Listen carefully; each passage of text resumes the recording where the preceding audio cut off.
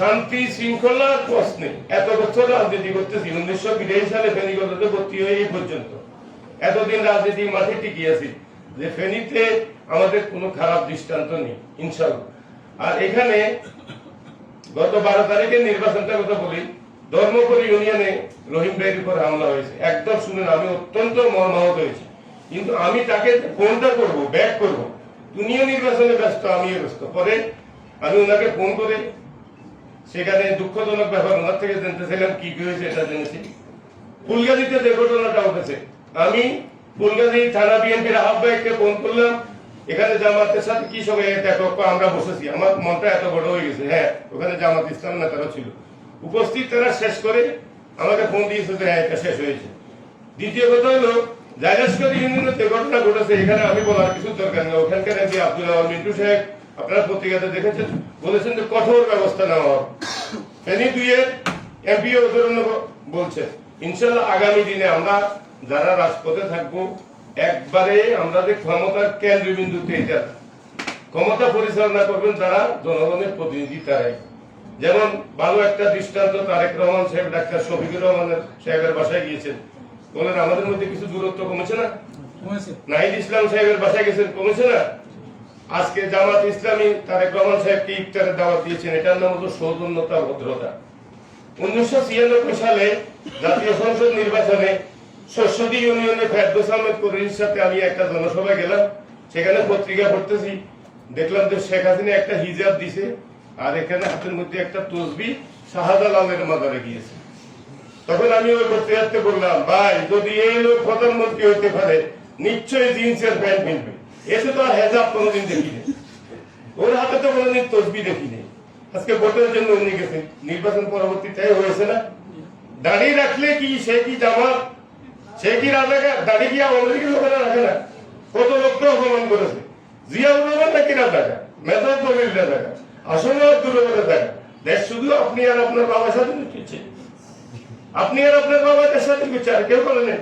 জিয়ার লাশটা কবরের জন্য উনি তুলিয়ে আলা, আমাদের দেশে কবরের লাশ নেই, হিয়ালের বংশ কিনা আমি জানি না, জিয়ার লাশ কবর থেকে তুলি ফেলেছে। এভাবে রাজনৈতিক শিষ্টাচার বহির্ভূত বক্তব্য এদেশে মনে আর কেউ দেনে। শেখ হাসিনা একজন ঠিক হলে আওয়ামী লীগও ঠিক হয়ে যেত। শেখ হাসিনা যদি চাইতো, জায়গায় জায়গায় কি গঠপদার সৃষ্টি হতো। হয়তো এখন এখানে শাহজাদ ভাই যে প্রোগ্রামটা দেখছেন, এখানে একটা মহৎ উদ্দেশ্য আছে, আবার কুটিল একটা উদ্দেশ্য আছে। এটার জবাব আমি দিতে পারবো না, এটার জবাব আমি দিতে পারবো না। তবে শান্তি শৃঙ্খলার ব্যাপারে একটা জিনিস আছে, সেটা ইনশাল্লাহ আমরা সব সময়, যে রহিম ভাই আমাদের সহকর্মী ভাই, উনার গাড়ির উপর হামলা, আমার উপর হামলা হওয়া একটা, আল্লাহ তাআলা আমাদেরকে বিবেক দিয়েছে, আমরা মানুষ, আমরা এগুলো পারবো না, কখনো আমরা এগুলো কষ্ট দিব না। পাশাপাশি নিজের দুর্বলতার কথাও বলতেছি, এত বৃহৎ রাজনৈতিক দল, সবকিছু আমার দ্বারা করা সম্ভব হবে না। রাষ্ট্রীয় ক্ষমতা যারা আছেন, একজন তো আল্লাহ ভাগ্যবালা, ফেনী থেকে মন্ত্রীও হয়েছেন, ওনাদেরকে আপনারাও চিনেন, জানেন, ওনাদেরকেও আপনারা সহযোগিতা কামনা করবেন। সবকিছু আমাদের উপর, যেমন একটা ধরেন, একটা সন্ত্রাসীকে ধরার জন্য আমি ফেনী থানার ওসিকে বলবো, কিছুক্ষণ ধরে যদি এমপি সাহেব যদি বলে এই ছেলেটা তো ভালো, বাহার বাইতে বলছে ধরার জন্য, কাছে আমি দেখি, তাহলে টেলিফোন দুইটা হয়ে গেল না, আমি কি পারবো? তো এই যে চেইন অফ কমান্ডটাও তো আমাদের প্রতিদ্বন্দ্বী দলের কাছে আছে।